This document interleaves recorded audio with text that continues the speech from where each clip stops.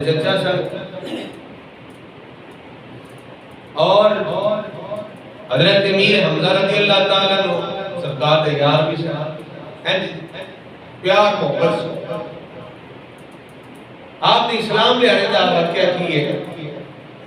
ایک دن کریم آقا صلی اللہ علیہ وسلم تشریف فرما رہے حضرت امیر حمزہ شکار تے گئے پچھو ابو جہل نے نا نبی پاک صلی اللہ علیہ وسلم کو اذیت پہنچائی ماریا نبی پاک صلی اللہ علیہ وسلم جس نے ماریا سرکار بڑے پریشان ہو گیا کیونکہ سرکار کے والدہ کا پہلی مثال ہو گیا سرکار اس دنیا جائے نہیں سکتے 6 سال عمر مبارک ہے والدہ کا بھی مثال ہو گیا پھر جناب ابو طالب بھی مثال کر گئے دادا جان بھی مثال کر گئے جس ویلے بظاہر ابو جہل نے تکیا بھی سرکار کر لے نہیں تو میں کیا بھی نہ تکلیف دی سرکار صلی اللہ علیہ وسلم جس ویلے ماریا تھا ابو جہل نے میرے آقا صلی اللہ علیہ وسلم رو رہے نے تے دل سے خیال آ رہے کاش ہے میرا باپ کاش میرا باپ ہوتا میری ماں ہوتی دے سرد نہ مجھے مار لجبال آقا صلی اللہ علیہ وسلم رو رہے نے جڑی آپ دی لوڑی سی نہ ہوں ایک نہیں سارا معاملہ حضرت امیر حمزہ رضی اللہ تعالیٰ عنہ جس سے شکار کو واپس آئے 3 کمان پکڑی ہوئی آپ نے کھانا لے آکے لوگوں نے پیش کیتا کہ ان کی آنکھاں چ آنسو نے امیر حمزہ نے کہا خیر ہے کیوں رو رہی ہے میں کہا بڑا دردناک کا واقعہ پیش آیا ہے کی ہویا میں کہا جی تواڈے بھتیجے محمد صلی اللہ علیہ وسلم نے ابو جہل نے مارے ہے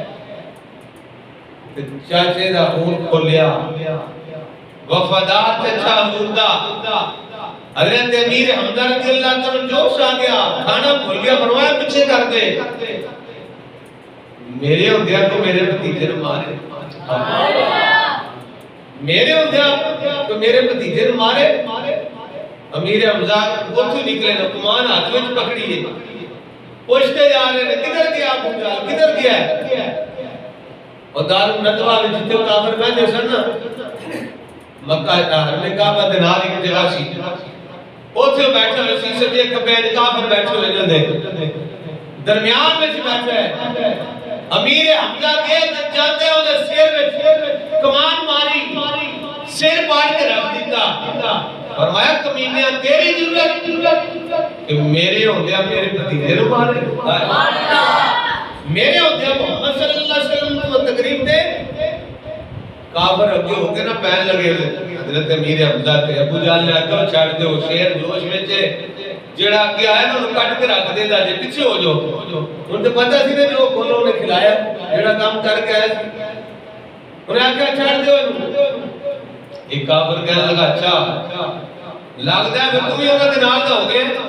اجے آپ نے کلمہ نہیں سوئے سوئے پڑھیا میں آکھیا لگتا ہے تم ہی انہوں نے نال دا ہو گئے اور میں جی یہ گل ہے تو میں سونے دے نال میں سونے دے نال دایا میں بھی انہوں نے دین وچ حضرت دیوکار حضرت امیر حمزہ جس میں ابو جہل دا سر پاڑ کے آئے نا واپس کریم آقا صلی اللہ علیہ وسلم رو رہے ہیں سرکار نے اکھا چاہ سنے امیر حمزہ نے ہاتھ میں سرکار اٹھا کے سینے نہ لایا